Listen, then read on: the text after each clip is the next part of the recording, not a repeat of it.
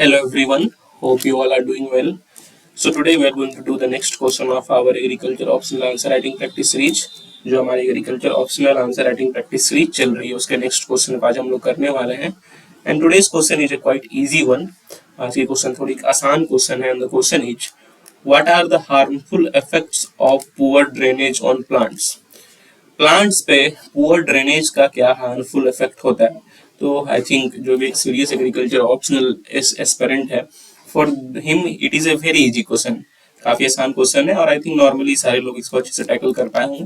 And this question was asked in 2023 agriculture optional paper of IFOS, जो Indian forest service examination से उसका agriculture optional paper में ये question आ चुका है. And this was a question of 8 marks. आप generally अगर ये CSE का ऑप्शनल पेपर में रहता तो 10 मार्क्स का रहता. ठीक है, तो let's see how we approach this answer. ऐसे इस आंसर को हम लोग अप्रोच करते हैं. और ऐसे आंसर्स कभी कभी पूछते हैं, ड्रेनेज से क्वेश्चंस पूछता है, कभी कभी इसमें जैसे इफेक्ट्स पूछा है, कहीं कहीं वो लोग मेजर्स भी पूछ लेते हैं. तो आप लोग मेजर्स देख लोगे, ड्रेनेज के कुछ पैटर्न्स वगैरह देख लोगे. ठीक है, ड्रिप इरिगेशन, स्प्रिंकलर इरिगेशन, ये सब देख लोगे तो ये सारे क्वेश्चंस आते हैं जनरली. ठीक है, इरिगेशन से, ड्रेनेज से. So you will see, you will look into these topics nicely. So let's see how we approach these answers. तो पहले आप इसको इंट्रोड्यूस कर सकते हो. इंट्रोडक्शन में आप चाहो तो ड्रेनेज को एक लाइन में डिफाइन कर सकते हो. What is drainage? It is the outflow of water from a land. कोई भी एक लैंड से अगर वाटर का, लैंड या फील्ड बोलोगे एग्रीकल्चर टर्म्स में मैं बता रहा हूँ, ये अगर कोई भी लैंड या फील्ड से अगर वाटर का आउटफ्लो हो रहा है, that is known as drainage. मान के चलो ये हमारा फील्ड है और इससे वाटर आउटफ्लो कर रही है, वाटर निकल रही है इससे, this is known as drainage. So या आई होप आप सबको पता हो. आप चाहो तो इंट्रोडक्शन में से एक लाइन में लिख सकते हो, that is nothing wrong in it. अब मेन क्वेश्चन पे बढ़ते हैं. Let's move to the body. That is harmful effects of poor drainage on plants. ये ध्यान रखना कि प्लांट्स से पूछा जा रहा है, प्लांट्स पे क्या क्या हार्मफुल इफेक्ट होंगे. So let's see it.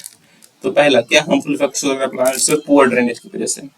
सबसे पहले क्या होगा, पुअर ड्रेनेज की वजह से पुअर सॉइल एरिएशन हो जाएगा हमारा.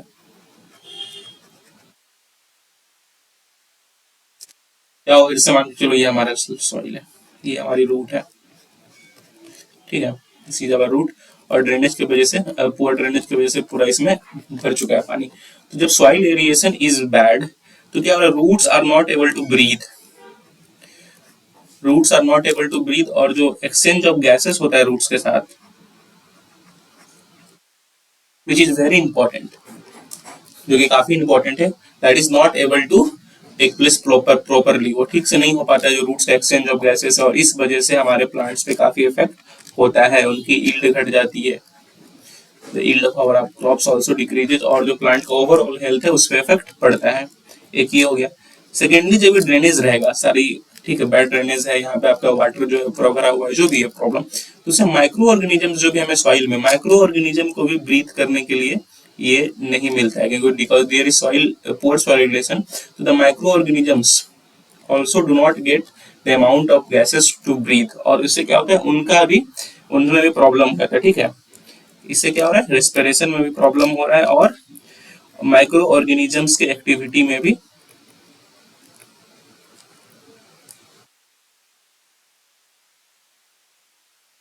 Activity is also inhibited. जो हमारी माइक्रो ऑर्गेनिजम्स की एक्टिविटी है वो भी इनहिबिटेड हो जाती है अगर एरोबिक कुछ रेस्पिरेशन होना है. ठीक है, तो क्या होगा, वहाँ माइक्रो ऑर्गेनिजम्स की अगर एक्सचेंज ऑफ गैसेस ही नहीं है तो वहाँ पे कहाँ से एरोबिक रेस्पिरेशन हो पाएगा. And we all know that how much micro organisms are helpful for our plants. काफी सारे माइक्रो ऑर्गेनिजम जो सिम्बायोटिक एसोसिएशन वगैरह में रहते हैं रूट्स के साथ, और उससे हमारे प्लांट्स के हेल्थ पे काफी इफेक्ट पड़ता है. काफी माइक्रो ऑर्गेनिजम्स की वजह से नाइट्रोजन अपटेक कर पाता है प्लांट्स, नाइट्रोजन को वो अवेलेबल फॉर्म्स में कन्वर्ट कराते हैं. तो अगर माइक्रो ऑर्गेनिजम्स की एक्टिविटी ठीक से नहीं हो पाएगी तो हमारे प्लांट को ठीक से ये सारी चीजें नहीं मिलेगी, चाहे वो न्यूट्रिएंट्स हो या फिर जो उनके साथ सिम्बायोटिक एसोसिएशन में जो भी बेनिफिट्स मिल रही है वो नहीं मिल पाएंगी. तो इनसे भी इफेक्ट होगा प्लांट हेल्थ पे. थर्डली, क्या होता है, जो वाटर टेबल, अब जब इरिगेशन इज फॉल्टी, या फिर सॉरी जब ड्रेनेज हमारा पुअर होता है तो वाटर टेबल हमारा बढ़ जाता है. ठीक है, वाटर टेबल जो हमारा इंक्रीज बढ़ता है, और water table increases when there is poor drainage. तो इससे क्या होता है कि जो रूट पेनिट्रेशन होता है उसमें प्रॉब्लम होता है.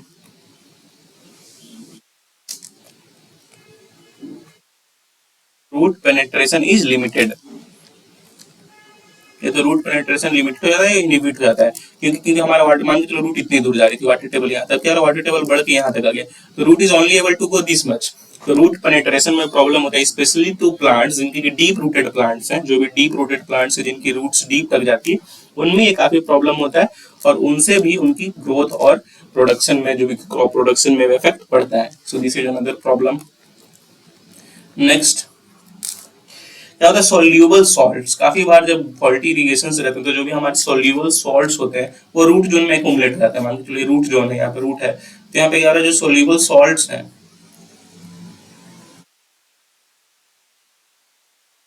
they get accumulate on root zone. Soluble salts ये कहाँ accumulate हो जाते हैं, gets accumulate in root zone. जो हमारा रूट जोन है वहां पे सोल्यूबल सॉल्ट्स एक्युमुलेट हो जाते हैं, और उसके वजह से भी काफी प्रॉब्लम होती है। This is also very harmful to our crops and roots, it is also very harmful.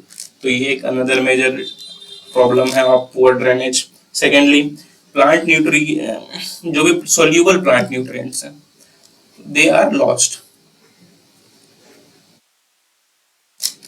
Soluble plant nutrients lost कैसे, क्योंकि क्या होता है कि जो हमारा ये हो, ठीक है, इनएफिशिएंट ड्रेनेज है, पुअर ड्रेनेज है, तो वाटर क्या हो रहा है, ये लीच कर रहा है। तो जो भी हमारा सोल्यूबल न्यूट्रिएंट्स है, ठीक है, वो इस वाटर के साथ लीच हो जाते हैं। तो कैसे वो लॉस्ट होते हैं, through leaching. It also causes a major problem, nutrients availability नहीं रहती, और न्यूट्रिएंट्स की अवेलेबिलिटी नहीं रहेगी तो obviously it will affect plants. Secondly soil structure is destroyed, जो हमारा सॉइल स्ट्रक्चर है उसमें प्रॉब्लम आता है, गेट डिस्ट्रॉयड। और अगर सॉइल स्ट्रक्चर हमारा डिस्ट्रॉयड हो जाता है तो उसमें न्यूट्रिएंट कैपेबिलिटी, फिर आपका न्यूट्रिएंट कैपेबिलिटी एक तो प्रॉब्लम होगी। सेकेंडली जो पेनिट्रेशन है रूट्स का वो सब प्रॉब्लम होता है, तो that is another problem. Nextly क्या होता है कि जो भी मॉइस्चर लविंग डिजीजेज हैं, मॉइस्चर pathogens, diseases,